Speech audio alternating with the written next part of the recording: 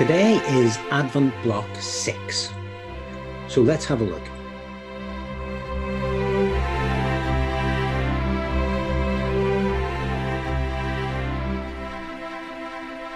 This is the story about a dreamer who saved the world. The story of Joseph. Now, Abraham had a son named Isaac, and Isaac had a son named Jacob, and Jacob had 12 sons, and Joseph was Jacob's favourite son. Now, you might think it's a bad idea for a dad to have a favourite son, and you'd be right. Jacob treated Joseph better than all of his brothers. He gave him lovely presents. The best one was an absolutely beautiful robe, and everyone who saw Joseph wearing it knew that he was the favourite son. And it made Joseph feel really special. But it made Joseph's brothers feel really jealous and angry. And God also gave Joseph special dreams, showing him that he would be in charge one day. Well, this made Joseph's brothers hate him even more.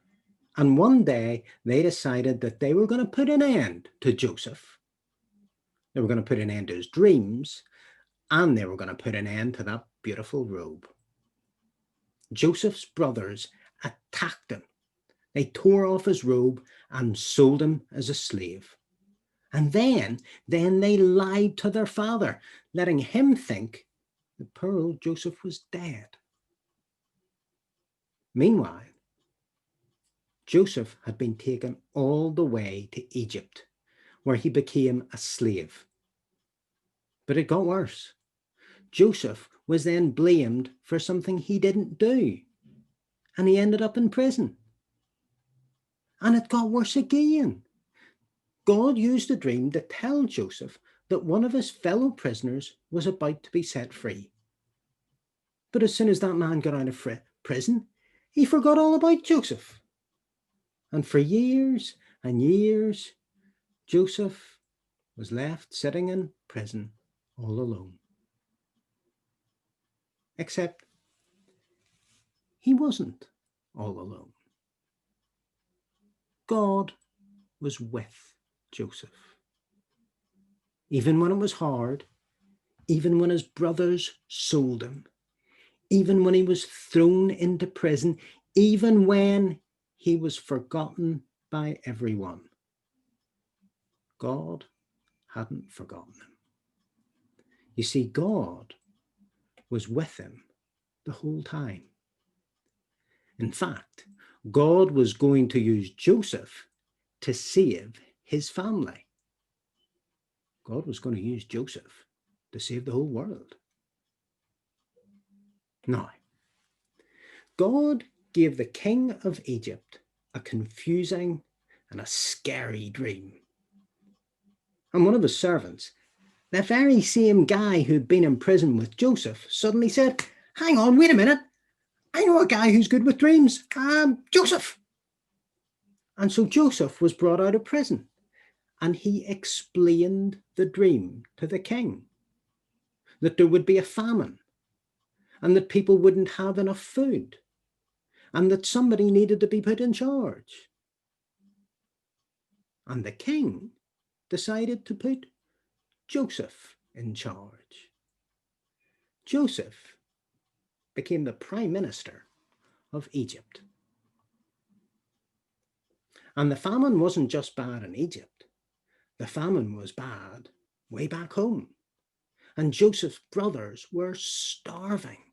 So they traveled all the way to Egypt to try to buy food. And they came and they kneeled before Joseph. And they didn't even recognize him. Joseph couldn't help crying. He was so happy. "Brothers," he said, "come closer. Don't you see? It's me. It's Joseph. It's your brother." I know you're scared, but you don't have to be. Oh, you wanted to hurt me. But God had other plans. God had good plans. God was with me the whole time, and he sent me here to Egypt to save all of us. Joseph and his brothers rejoiced because God had saved them all, and together they all moved to Egypt. The family grew and grew, and Joseph got older and older. And just before Joseph died, he told his family, God has been faithful to us and saved us, and he will keep on being faithful to you after I'm gone. And he'll bring you to a land he has promised for us. You see, God had a great plan for Jacob's descendants, his grandchildren and great-grandchildren and great-great-great-great-great-great-grandchildren. One day he would bring them to a land that they could call their own. And what was even better than that? One day, God was going to come back to stay.